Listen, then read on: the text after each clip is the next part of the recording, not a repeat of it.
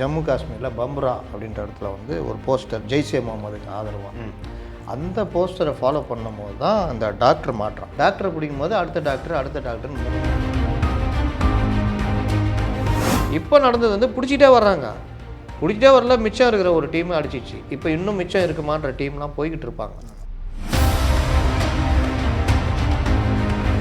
ஒரு சேனல் கூப்பிட்டு எடுத்தால் பரவாயில்ல, எல்லா சேனலும் ஒரே டைமில் கூப்பிட்றாங்க. எப்படி அதெல்லாம் சொல்லுங்கள், நீங்கள் தான் சொல்லணும். திருமாவளவன் பொங்கிட்டாப்புல.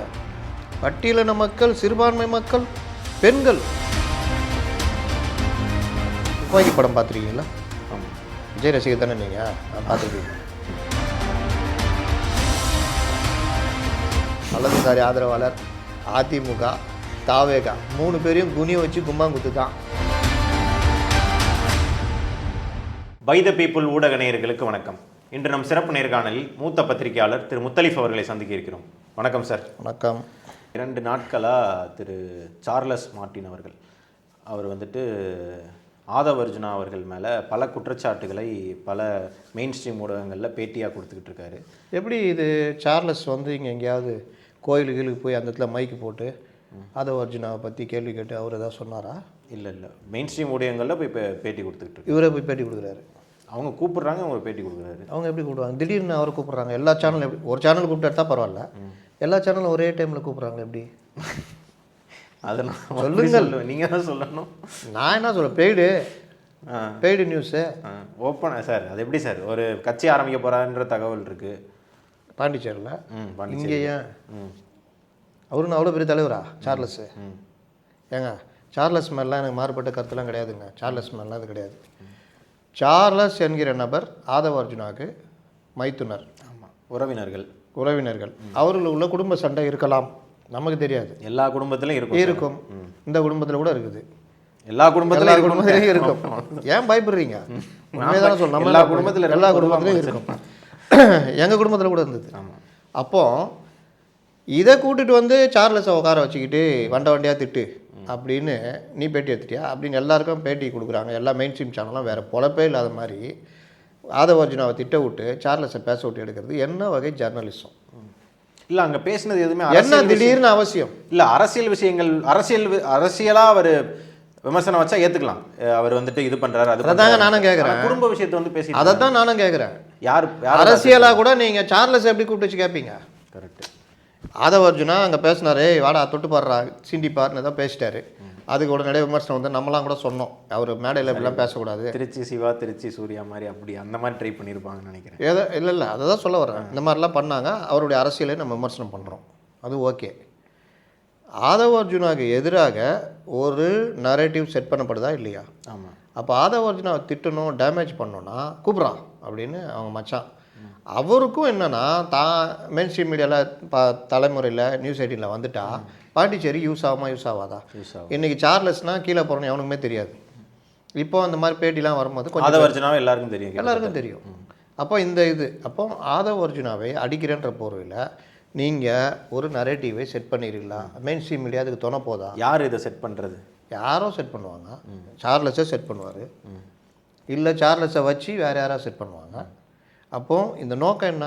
ஆதவ் அர்ஜுனாவை அடிக்கணும். ஆதவ் அர்ஜுனாவுடைய அடிக்கணும் என்ன? அவருடைய அரசியல் அடிங்க. அவர் என்ன அடிக்கிறீங்க? விஜய் ஜாக்கிரதையாக இருக்கணுங்கிறாரு. அதை தாங்க சொல்கிறேன். அப்போ இந்த மாதிரி ஒரு எங்கே போனாலும் இது எங்கள் குடும்பத்திலேயே இந்த மாதிரி பேசுறது, அது மெயின் ஸ்ட்ரீம் மீடியா தவிர்க்கணுமா வேணாவா? தவிர்க்கணும். இப்போ நீங்கள் தான் சார்லஸ், நான் பேட்டி எடுக்கிறேன், நான் ஏதோ பேசி வேறு பல விஷயங்கள் பேசிகிட்டு இருக்கும்போது திடீர்னு உங்களுக்கு ஆதவ் அர்ஜுனா மேலே கோபம் வந்து 2 வார்த்தை குடும்பத்தில் சொல்கிறீங்கன்னா நான் கட் பண்ணிடுவேன். சார், நம்ம பொதுவான அரசியல் பேசுகிறோம் சார், உங்கள் ஃபேமிலி மேட்ரு இதுக்கு கொண்டு வந்தோன்னா அது பேட்டியுடைய நோக்கம் மாறிவிடும் சார் தான் நான் சொல்லணும். அதான் ஜேர்னலிசம். அதில் மெயினாக பேசப்பட்டது இதுதான் ஜேர்னலிசம். அப்போ தெரியுதா பெய்டு எந்த அளவுக்கு வேலை செய்யுதுன்னு? இதுக்கு ஒரு நேஷ்னல் சேனலு, இதுக்கு ஒரு நமக்கெல்லாம் வழிகாட்டியாக. அப்போ நம்மளும் நம்ம குடும்ப பிரச்சனையை அங்கே போய் உட்காந்து பேசலாம். இன்னும் பல குடும்பங்களில் மாமன் மச்சான்கள் இருக்கிறார்கள்.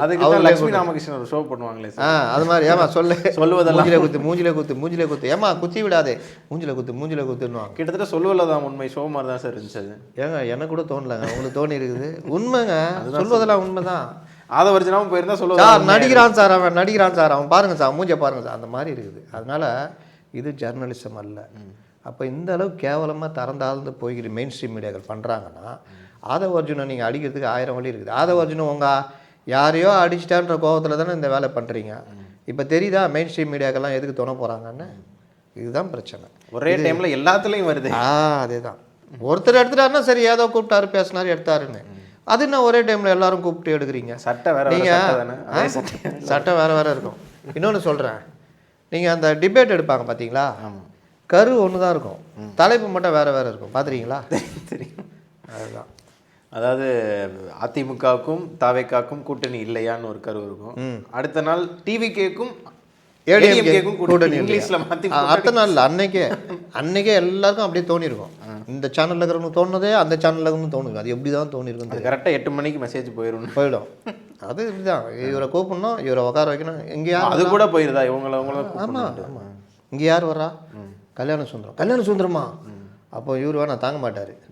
நீங்கள் பார்த்துக்கலாம், நான் நிறையாவில் நான் பார்த்துக்கோங்க. அப்புறம் இவர் மாற்று அரசியல் கட்சின்னு ஒருத்தர் கூட்டு வந்துக்கிறேன். சரி, அப்புறம் பத்திரிகையாளர் பொருள் அவரை அனுப்பிச்சிடுறேன். வலதுசாரி வலதுசாரிவாதம்லாம் அடி வாங்கத்துனே வர்றவங்க.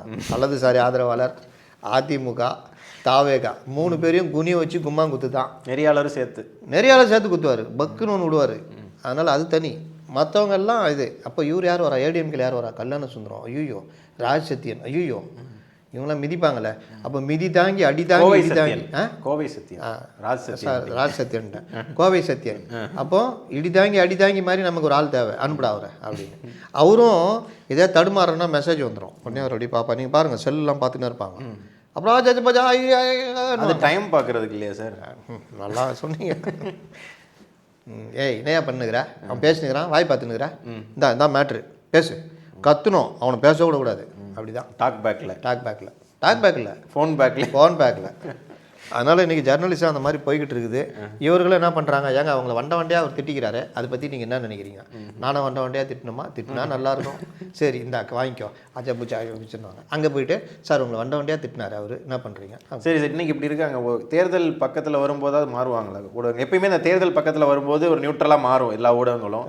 இந்த தடவை மாறுமா? அது நீங்கள் கொடுக்குற பேமெண்ட்டை பொறுத்து. எதிர்கட்சிகள் கொடுக்குற பேமெண்ட் பொறுத்து. நீங்கள் எங்கே ஏடிஎம்கே அப்படி தானே இருக்குது. எனக்கு என்னென்ன இருக்கிறாங்க, என்ன பண்ணுறது? நீங்கள் ஐடிவிங்கும் சரி, இது வாரியர்ஸ் தான் சண்டை போட்டுனுக்குறாங்க நல்லா. இவங்களுக்கு பழசெல்லாம் தோண்டி எடுத்துன்னு வந்துனுக்குறான். எனக்கு இருந்தோலாம் வீடியோ எடுத்துகிட்டு வராங்க. அதில் இந்த ஏஐ பண்ணுற பாடு இருக்கு. பாவம் கலைஞரெல்லாம் டான்ஸ் ஆட விட்றாங்க எல்லாரையும். சார் கலைஞர், ஸ்டாலின், ஏங்க முதல்வருங்க கொஞ்சம் கூட கூச்ச நாச்சம் இல்லாமல் அவர் அந்த அரெஸ்ட் ஆகி உக்காந்துருப்பார்ல தரையில். திமுக தலைவர்கள் முன்னாள் முதல்வர் எடப்பாடி அவர்கள் அவ்வளோ தரைக்குறைவாக பேசுகிறாங்க. அப்போ டான்ஸ் தானே ஆட. அப்போ தரக்குறைவுக்கு பதில் தரக்குறைவா சொல்கிறேன். இவங்களுக்கு எந்த வழி எடுக்கிறாங்களோ அந்த வழியில் அவங்க திரும்பி ரிப்ளை பண்ணுறாங்கன்ற. தப்பு. அந்த மாதிரி பண்ணுறவங்கள எக்ஸ்போஸ் பண்ணணும். அப்புறம் அப்படியே இறங்கிட்டே போனோன்னா ஆகும். இவர் ஊர்ந்து போய் தவழ்ந்து போய் திரும்ப பேசுவார். அவர் ஒரு கட்டத்தில் பாலிட்டாலின்னுவார். அப்புறம் இப்படியே போனோன்னா வருது. இல்லை, இபிஎஸ் அவர்கள் நிப்பாட்டிட்டார். அதுதான் சொல்கிறாங்க. அதனால் தரம்னு ஒன்று இருக்குல்ல, மெயின்டெனன்ஸ் பண்ணணும். டாக்டர் எழிலன் பேசுனதான் கொஞ்சம். ஆமாம். அவர் என்ன சொல்கிறாரு, தற்கொலைன்னு இவங்களை ஒதுக்கிடாதீங்க, தற்கொலைன்ற வார்த்தையை பயன்படுத்தாதீங்க. அவர்கள் பிற்படுத்தப்பட்ட பட்டியலின இளைஞர்கள், அவர்களை நம்ம சைடு கொண்டு வரணும். அவர்களிடம் போய் அரசியல் பேச, அவர்களை நம்ம சந்திக்கவே இல்லை, சந்தித்து பேசணுன்றாரு. என்ன பேசுறது? உனக்கு தெரிஞ்சாலும் அங்கே பேசுறதுக்கு எழிலன்னு சொல்லலை. புரியுது. இந்த டீமை சொல்கிறேன், நீங்கள் போய் பேசி பாருங்கள். சாரு ஒன்றை வச்சுக்கிட்டே உருட்டிகிட்டு இருக்கிறாங்க. சாருன்றதை நம்ம பேசிட்டோம், நேற்று கூட பேசணும்னு நினைக்கிறேன். சாருன்றது சாதாரண ஃபார்மு. எல்லாருக்கும் உங்களுக்கு வந்துச்சா ஃபார்மு? ஊரில் வந்திருக்கோம். அப்போது அந்த ஃபார்மில் 3 காலம் தான் அதை ஃபில் பண்ணணும். ஆனால் அதை எடுத்துக்கிட்டு எங்கள் வாக்குரிமை பறிக்க, எங்கள் உரிமைகளை பறிக்க, எங்களை நேற்று திருமாவளவன் பொங்கிட்டாப்புல. பட்டியலின மக்கள், சிறுபான்மை மக்கள், பெண்கள் 3 வாக்குகளை முற்றிலும் நீக்கிடுவான்றாங்க. அப்போ 3 சீரியஸாக சொன்னாருங்க. 6 கோடியில் 3 கோடி போச்சு. அந்த ரேஞ்சுக்கு போயிட்டார் அவர். என்ன பேசுறதுன்னு புரிஞ்சுட்டு தான் பேசுகிறாரான்னு தெரியல எனக்கு. அப்போ குடியுரிமையை பறிப்பார்கள். அவர் சண்முகம், எங்கள் அப்பா அம்மா பர்த் சர்டிஃபிகேட்டை கேட்குறாங்கோ. எனக்கே பர்த் சர்டிஃபிகேட் இல்லை, யார் கேட்டா? இந்த மாதிரி இவர்கள் எக்ஸ்ட்ரீமாக போய் பேச சர்டிஃபிகேட்லாம் கேட்க மாட்டாங்க. என்ன இது? ஏங்க சொல்கிறேன், பீதியை கலப்புறாங்க இவங்க. ஏங்க வந்தால் என்ன கேட்பாங்க, உங்கள் வீட்டில் சார் ஓட்டு இருக்கா? இப்போ மக்கள் இதை பார்த்துட்டு மக்கள் ஃபார்ம் சைன் பண்ணும்போது கண்டுபிடிச்சிருவாங்களே, இதெல்லாம் கேட்கவே இல்லை. என்னையா இன்னும் இவ்வளோ பில்டப் பண்ண ஒன்றுமே இல்லையா? இவ்வளோ தானா? இந்த குழந்தைக்கு ஊசி போகிறதுக்கு டாக்டர் கூட்டு போகும்போது பார்த்தோமா வந்து இது ஒன்றும் இல்லை அங்கே பார்த்தா டாக்டர் வலிக்காத மாதிரி குத்திடுவார். ஏம்மா மம்மி எனக்கு வலிக்கவே இல்லை, டாக்டர் ஊசி போட்ட மாதிரி தெரில. அதான் அந்த மாதிரி போய் பார்த்தா ஃபார்ம் அவ்வளோதான். 3 முதல்ல உங்கள் டீட்டெயில், 2வது 2005 ஓட்டு போட்டுன்னா அந்த டீட்டெயில், 3வது உங்கள் வீட்டில் யார் இருக்குது, வேறு யாருக்கா ஓட்டு இருக்கா அந்த டீட்டெயில். ஃபோட்டோ ஒட்ட வேண்டுமா ஒட்ட வேண்டாமா என்று சொல்கிறார். ஒட்டுவதா ஒட்டவில்லையா என்பது தெரியவில்லை. அதுலேயே போட்டிருக்கு. ஓட்டர் ஐடியில் உங்களுடைய லேட்டஸ்ட்டு ஃபோட்டோ வரணும்னு நீங்கள் ஆசைப்பட்டீங்கன்னா அந்த ஃபோட்டோவை ஒட்டுங்க, இல்லைன்னா விட்டுருங்க. இப்போ வந்து பார்த்தீங்கன்னா இப்போ லேட்டஸ்ட்டாக வந்துச்சு, இந்த டைப்பில் வந்துச்சு இப்போ ஓட்டர் ஐடி. அதில் என்னுடைய லேட்டஸ்ட் ஃபோட்டோ நான் வாங்கும்போதே எங்களுக்குலாம் கலராக தான் கலராக இப்போ ஃபோட்டோ நான் மாற்றணும்னு நினச்சேன்னா அதில் ஒட்டிட்டுனா அந்த ஃபோட்டோ அதில் வந்துடும். கார்டில் இது இல்லை, என்ன இருந்தாலும் ஆன்லைனில் பண்ணிட்டு போயிடலாம். எஸ்ஐஆரே ஆன்லைனில் பண்ணிடலாம். நீங்கள் இங்கே உட்காந்துட்டு உங்கள் வீட்டில் இருக்கிற ஃபார்ம் நீங்கள் ஃபில் பண்ணிடலாம் ஆன்லைனில். நீங்கள் ஊருக்கு போகணும் கூட அவசியம் இல்லை. அப்போ இவ்வளோ விஷயங்கள் அப்படி தானே இருக்கணும். ஏன்னா பல பேர் வெளியூரில் தான் இருப்பாங்க. இவ்வளோ விஷயங்கள் இருக்கும் பொழுது இவர்கள் வந்து வேறு மாதிரி உருட்டுறாங்க. இன்னொன்று நம்ம திராவிடம் அது இதுன்னு உருட்டிட்டாங்க. இவங்க போய் அந்த இளைஞர்களை பார்த்து சொல்லணுமா, உனக்கே இங்கே அரசியல் பிரச்சனை, நீ அவதூறு பண்ணுறத தவிர எதுவும் பண்ணுறதுக்கு. இப்போ எழிலன் அவர்களே அவர்களை கூப்பிட்டு எழிலனை கூப்பிட்டு யாரை கேட்டு நீ எப்படி பேசணும்னு கேட்பாங்கன்னு நினைக்கிறேன். யார் இல்லை பேசுனது பாசிட்டிவாக போகுது. ஒவ்வொருத்தரும் அவர் பேசுனது கரெக்டான விஷயம், கரெக்டான விஷயம். எளிய மக்களை, அதாவது அவங்க ஆட்சிக்கில் இருக்கிற மக்களையே அவங்களே தற்கொலை எப்படி சொல்ல முடியும்? மக்களிடம் செல்லுங்கள், மக்களுக்கு கற்றுக் கொடுங்கள், மக்கள்கிட்ட இருந்து கற்றுக்கொள்ளுங்கள். அண்ணா சொன்னார், அண்ணா வச்சுக்கிட்டு தான் இவர்கள் அவதூறு பண்ணிக்கிட்டு சுற்றிட்டு இருக்கிறாங்க. அவ்வளோதாங்க. அதனால் இந்த விஷயங்கள் வந்து இன்றைக்கி பேசியிருக்காரு. அப்போ இவர்கள் அந்த அறிவு திருவிழான்னு வச்சுக்கிட்டு மற்றவர்கள் பேசுனதெல்லாம் பார்த்திங்கன்னா ரொம்ப ஓவர். அதில் டெபுட்டி சீஃப் மினிஸ்டர் பேசுனது, சிஎம் இவர் எடப்பாடி பழனிசாமி பற்றி பேசுனதெல்லாம் அவங்களுக்கே தெரியும். அதை பற்றி அவருக்கு வேற இதுவே இல்லையா சார்? எப்பயுமே அந்த ஒரே குற்றச்சாட்டே வச்சு, அது குற்றச்சாட்டுன்னு கூட சொல்ல முடியாது. அவருக்கு என்ன ஆயிடுச்சுன்னா, இதை சொன்னால் கேட்குறவங்களாம் கை தட்டுறான். உடனே எழுதி கொடுக்குறோம்னா வேற விஷயத்த சொன்னால் கூட தான் கை தட்டுவாங்க. அதுக்குன்னு சொல்லிட்டே இருக்க முடியும். தட்டுவான், அவருக்கு தெரியலையே. அவர் எழுதி கொடுக்குறோம்னா அதை எழுதி கொடுத்து அதே விஷயத்த விஜயும் எடப்பாடி அவர்களும் எடுத்தா என்ன ஆகும் இவங்க மேலே? எடப்பாடி எடுக்க வச்சாங்களே, அவர் எடுத்துட்டாரு. அதை கூட நான் ஒரு 2-3 தடவை சொல்லியிருந்தேன். லாஸ்ட்டில் எடப்பாடியும் கிணத்துக்குள்ளே இறக்கி விட்டீங்களாப்பா, அவதூறு பேசி தனிநபர் தாக்குதல் அவரையும் இறக்கி விட்டீங்களே. அப்புறம் விட்டார், ஒரே தடவை தான் சொன்னார், அதோடு விட்டுட்டார். என்னன்னா இவர்கள் இந்த மாதிரி தான். எம்ஜிஆரை பற்றி பேசினா முட்டாள், அறிவு இல்லை, அவருக்கு ஒன்றுமே தெரியாது. ஜெயலலிதா பற்றி பேசினா பெண்களுக்கான என்னென்ன இதெல்லாம் பண்ணுவோம், கேரக்டர் அசாசினேஷன் பண்ணுமோ அதெல்லாம். விஜயகாந்த் பெருங்குடிகாரர் அது இதுன்னு. ஆனால் மக்கள் இவங்க 3 பேரையுமே பெரிய தலைவராக ஏற்றுக்கிட்டாங்க. கரெக்டா? ஆனால் இவங்க திட்டினாங்க. இதே தான் விஜயம் திட்டினாங்க. சீமானை மட்டும் ஏன் சரி ஏற்றுக்க மாட்டேங்க? சீமான் இப்போ அவர் எங்கே இருக்கார் இப்போ? சீமானையும் அவங்க பண்ணாங்கன்னா ஏன் சீமானை ஏற்றுக்க மாட்டேங்க? சீமான் இப்படி மாறிக்கிட்டே இருக்காருல்ல. இப்போ வந்து விஜய திட்டுறன்ற போர்வையில் இவர்களுக்கு தானே உதவி பண்ணிகிட்ருக்காரு. அப்போ சீமானை எப்படி இது பண்ணிக்குவாங்க? அதனால் நீங்கள் தலைவராக இல்லையான்றது காலமும் மக்களும் தான் போய் சொல்லுவாங்க. விஜயகாந்த் அவ்வளோ இது தோற்று போயிட்டார், 2 வருஷம் கட்சியில் இல்லை, உடல்நலி விட்டு வீட்டில் இருந்தார். நீங்கள் சொன்ன அவர் மறைந்த பொழுது அவருடைய சவ ஊர்வலத்தில் வந்த கும்பல் தான் சாட்சி. அவர் எவ்வளோ பெரிய தலைவர். அவர் நான் ஆக்டிவ் இதுவா இல்லை கிட்டத்தட்ட 2-3 வருஷமா போயிட்டார். இறக்கிறதுக்கு ஒரு 5-6 வருஷத்துக்கு முன்னாடி அவர். ஆனால் மக்கள் அவரை மறந்தாங்களா? இல்லை. அதுதான் ஒரு மனிதனுக்கு. ஆனால் இவர் என்ன பண்ணாங்க, வடிவேலை வச்சு திட்ட வச்சாங்க. ஏதோ வடிவேலு டீ டோட்டலர் மாதிரியும், விஜயகாந்த் காலிலேருந்தே குடிச்சிட்டு இருக்கிற மாதிரியும். வடிவேலு எச்ச கையில் கூட காக்கா ஓட்டதா ஆள். ஆனால் விஜயகாந்த் இன்றைக்கும் அவங்க கட்சி ஆஃபீஸில் சோறு இப்போ போனாலும் சோறு கிடைக்கும். இந்த குணம் விஜயகாந்தோட நிற்க வேண்டியதானே? ஏன் அது பிரேமலதாட்ட தொடருது? அவருடைய அதுதான் விஜயகாந்த், அதுதான் எம்ஜிஆர், அதுதான் ஜெயலலிதா. அன்றைக்கி அம்மா உணவகம் பற்றி அந்த இறந்து போன நடிகர், அவர் பேர் என்ன, கோபிநாத்தா? யார்? நேற்று இறந்து போனார். அவர் அம்மா உணவகம் வைரல் ஆகுது. ஆமாம். பேச்சுலர்கள் இங்கே சென்னையில் தங்கியிருந்தவங்களுக்கு கொரோனா டைமில் சோறு போட்ட அச்சய பாத்திரம் அம்மா உணவகம். நான் நிறைய தடவை சாப்பிட்ருக்கேன் சார். இன்றைக்கி அம்மா உணவகம் எப்படி இருக்குது? நீங்கள் நான் என்ன சொல்கிறேன், நீங்கள் ஜெயலலிதா மேலே கோபம் இருக்கலாம், அதை ஏன் அம்மா உணவகத்தில் காட்டுறீங்க? ஐயா உணவகம்னு கூட வச்சுக்கிங்க, எங்களுக்கு நல்ல சோறை போடுங்க. இந்த அம்மா பேட்ரோலை மாற்றி பிங்க் பேட்ரோல் ஏதோ ஒன்று பண்ணீங்க, பண்ணலாம்ல. ஆனால் இது அதனால் இவர்களுடைய பாணி என்னன்னு சொன்னால், அந்த அறிவு திருவிழா, அந்த ஊரில் வாடகை வாய்களை கூப்பிட்டு வச்சு பேச வைக்கலாம், அதெல்லாம் ஓகே. மக்கள் ஏற்றுக்கிறாங்களா? மக்கள் உங்களை எப்படி பார்க்குறாங்க, அதான் கணக்கு. மக்கள் உங்களை நீங்கள் என்ன பேசினாலும், நீங்கள் என்னென்ன அவதூறு பண்ணுறீங்களோ அதுலேருந்து தான் பார்க்குறேன். அதனால தான் நீங்கள் அவ்வளோ பண்ணாலும் விஜய்க்கு எல்லாம் ஜனங்க உட்காந்து யோசிக்குது. திமுக காரங்க ஒருத்தரை திட்டுறாங்கன்னா அவன் நல்லவனாக தான் இருப்பான், பாவம் அப்புறாணி விஜய்க்கு போடுற ஆதரவை அப்படின்னு தான் அந்த கரூர் மேட்டரில் விஜய்க்கு ஆதரவு. அதை இவருங்க புரிஞ்சிக்காம ஏதோ நமக்கு தான் பெரிய இதுன்னு நினச்சிக்கிட்டு மறுபடியும் பல இதே ஆரம்பிச்சிட்டாங்க. எது பார்த்தீங்களா? நாங்கள் தொட்டோன்னு பயப்படுறாங்க, நாங்கள் தான். நீங்கள்லாம் இல்லை, தேர்தல் சொல்லும் அதை யாருன்றது. சார், டெல்லியில் நடந்த அந்த பாம் பிளாஸ்ட், இதை வந்துட்டு பல விவாதங்கள் வெளியே நடந்துகிட்டு இருக்கு. ஒரு பக்கம் என்ன சொல்லப்படுதுன்னா இது ஒரு இன்டெலிஜென்ஸ் ஃபெயிலியர் அப்படின்ற மாதிரி சொல்கிறாங்க. இன்னொரு பக்கம் எதிர்கட்சிகள் இன்னொரு பக்கம் வந்துட்டு அதை வேற விதமாக மடைமாற்றவும் செய்கிறாங்க, அரசியலுக்காக பண்ணப்பட்டது அப்படின்ற மாதிரியும் சொல்கிறாங்க. நீங்கள் இந்த விஷயத்தை எப்படி பார்க்குறீங்க? அதாவது இந்த குண்டு வெடிப்பு வந்து ஏதோ திடீர்னு நடந்தது, இன்டெலிஜென்ஸ் ஃபெயிலியருன்ற மாதிரி கொண்டு போகிறாங்க. ஆக்சுவலாக 8ஆம் தேதியிலேருந்தே இதை வந்து உளவுத்துறை, இப்போ பார்த்தீங்கன்னா RAW வந்து நமக்கு இப்போ பாகிஸ்தானில் மற்ற நடக்கிறத ஃபாலோ பண்ணுவாங்க. இங்கே நம்ம இன்டெலிஜென்ஸ் பீரோ இருக்கும், இவங்க எல்லாமே இதை ஃபாலோ பண்ணிட்டு தான் இருக்காங்க. அக்டோபர் 8ஆம் தேதி வந்து ஜம்மு காஷ்மீரில் பம்ப்ரா அப்படின்ற இடத்துல வந்து ஒரு போஸ்டர் ஜெய்ஷே முகமதுக்கு ஆதரவாக, அந்த போஸ்டரை ஃபாலோ பண்ணும்போது தான் அந்த டாக்டர் மாற்றம். இந்த டாக்டரை பிடிக்கும் போது அடுத்த டாக்டர்னு 3 டாக்டரை பிடிக்கிறாங்க. அவங்கள பிடிக்கும் பொழுது அவங்கள்ட்ட கிட்டத்தட்ட 340 கிலோ இருக்குது. காஷ்மீரில் ஒரு 3000 கிலோ பிடிக்கிறாங்க. இந்த தீவிரவாத செயலுக்கு நீங்கள் பார்த்தீங்கன்னா ஹைலி இன்டலெக்சுவல் மாற்றுறாங்க. நல்லா படிக்கிறான், நல்லா டாக்டராக இருக்கிறான், அவன் மதத்தை நம்புகிறான். மதம் என்பது ஒருவரை நெறிப்படுத்த, எல்லா நாட்டிலையும் தான் மதம் இருக்குது. எல்லா மதங்களும் அன்பையும் இதையும் சொல்லிக் கொடுக்குறத எல்லா மதங்களும் சொல்லுவாங்க. அப்போ இதை தாண்டி அதுக்குள்ளே ஒரு அரசியலை கொண்டு வராங்க. அந்த அரசியல் எப்படி இருக்குன்னா, இந்தியாவை நம்ம இது பண்ணோன்னா இந்த மாதிரி குண்டு வைக்கணும், குண்டு வச்சா 10 பேர் சாக போகிறான். இந்தியாவில் என்ன நடக்க போகுது? பெருசாக ஒன்றும் கிடையாது. ஆனால் இதில் ஒரு திருப்தி அடைகிறாங்க.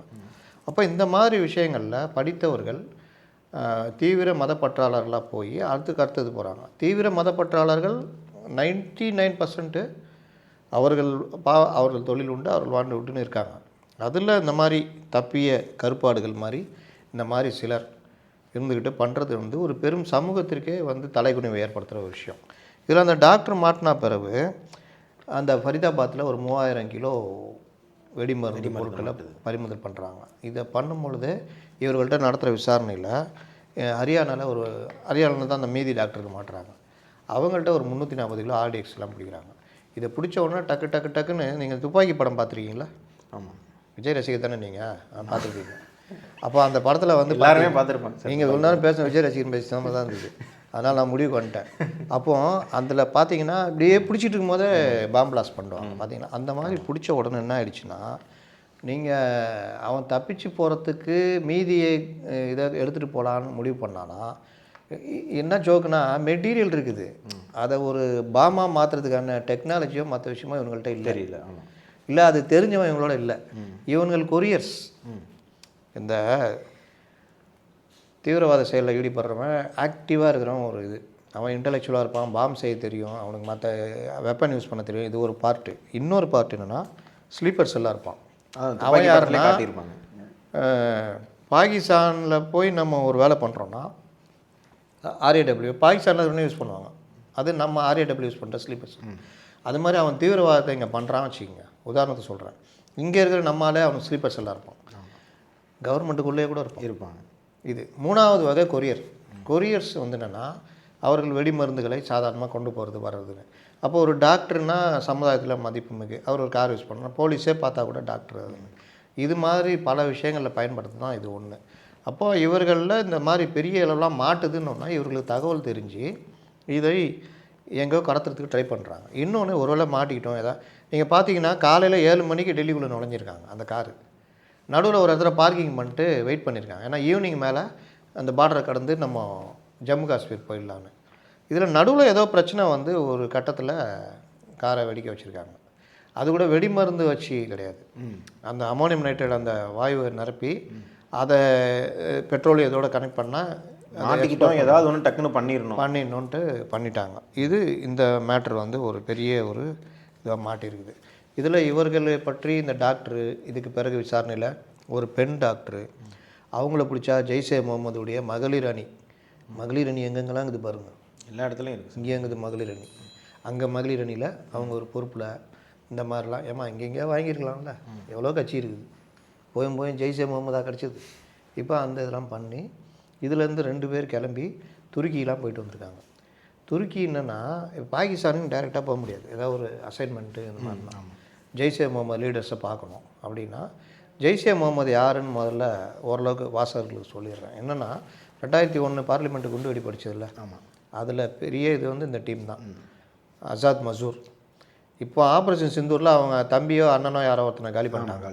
பயங்கர காண்டில் இருக்கிறாப்புல. அந்த காண்டில் கூட இந்த மாதிரி வேலைலாம் செய்யலாம். இந்த அசாத் மசூர் யாருன்னா, கந்தஹார் விமானம் கடத்தினாங்கல்ல, அந்த விமானம் கடத்தி 287 பயணிகளை வச்சுக்கிட்டு நெகோஷியேட் பண்ணது ஒரு 3 பேரை விடுவிக்கணும்ட்டு 3 பேரை விடுவிச்சு போனதில் அப்போ தான் இளம் தீவிரவாதி அவர் விடுவிச்சு விட்றாங்க. யாரை? அசாத் மசூரை. அதற்கு பிறகு அவன் பண்ண கூத்துலாம் அவ்வளோ இது. நம்ம வந்து இன்டர்நேஷ்னல் லெவலில் இவனை தீவிரவாதி அறிவிக்கணும்னு போராடுறோம். இங்கிலாந்துலேருந்து பல நாடுகள். அதெல்லாம் கிடையாது. அப்படி அப்போ இந்த காங்கிரஸ் கவர்மெண்ட்டு அந்தளவுக்கு ஆதாரம் கொடுக்க முடியல. அதற்கு பிறகு 2008 வந்து ஓரளவு கொடுத்து இவன் அங்கேயே டெரரிஸ்ட்டு வேலையை பண்ணுறான் பிரிட்டன்லேயே.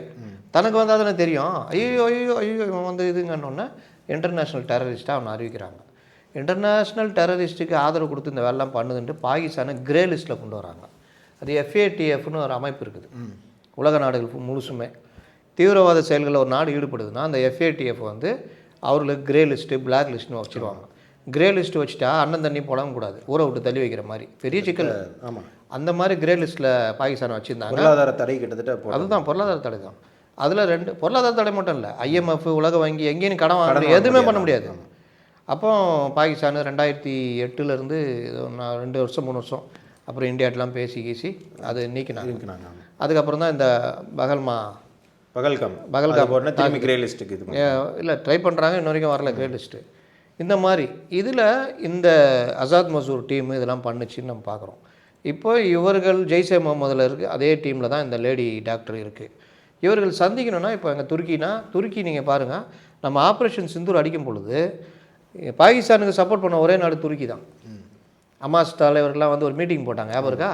அதில் அவங்களாம் கலந்துக்கிட்டாங்க. அப்போது இந்த மாதிரி விஷயங்களை நம்ம உன்னிப்பாக கவனிச்சுட்டு வரோம், எல்லாம் பண்ணுறோம். இது உளவுத்துறை ஃபெயிலியர்னு.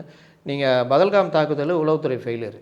ஏன்னா அவன் 120 கிலோமீட்டர் உள்ளே வந்து இந்த கிராமத்தில் ஜனங்களாக தங்கி நல்லா ரெஸ்ட் எடுத்துக்கின்னு போய் தான் சுட்டான். அதில் உளவுத்துறை ஃபெயிலியர் ஆகிடுச்சு. அதுக்கு வேறு சில காரணங்கள் இருக்குது. ஆனால் அதுக்கு பிறகு அவர்கள் வேறு ஆப்ரேஷன் பண்ணாங்க, ரொம்ப விகரஸாக அடிச்சு நடந்தாங்க. இப்போ நடந்தது வந்து பிடிச்சிட்டே வரல, மிச்சம் இருக்கிற ஒரு டீமை அடிச்சிச்சு. இப்போ இன்னும் மிச்சம் இருக்குமான்ற டீம்லாம் போய்கிட்டு இருப்பாங்க, இன்னும் கூட இருக்கலாம், சொல்ல முடியாது. அப்போ இது வந்து கொஞ்சம் லைட்டாக இதானதில் வெடித்த குண்டு வெடிப்பு. ஆனாலும் இது ரொம்ப சீரியஸான விஷயம். இந்த இடத்துல ஒவ்வொருத்தரும் ஒவ்வொரு விதமாக கதை கட்டிக்கிட்டு இருக்கிறாங்க. பொதுவாக நான் சொல்வது, இது போன்ற நேரங்களில் பாஜக, காங்கிரஸ் இதெல்லாம் தள்ளி வச்சிடணும். கட்சி நாடு தள்ளி வச்சுட்டு நாட்டோட பாதுகாப்பு தான் நிற்கணும். அதுதான் ரொம்ப முக்கியம். பல விஷயங்களை சுவாரஸ்யமாக பகிர்ந்துக்கிட்டீங்க. ரொம்ப நன்றி.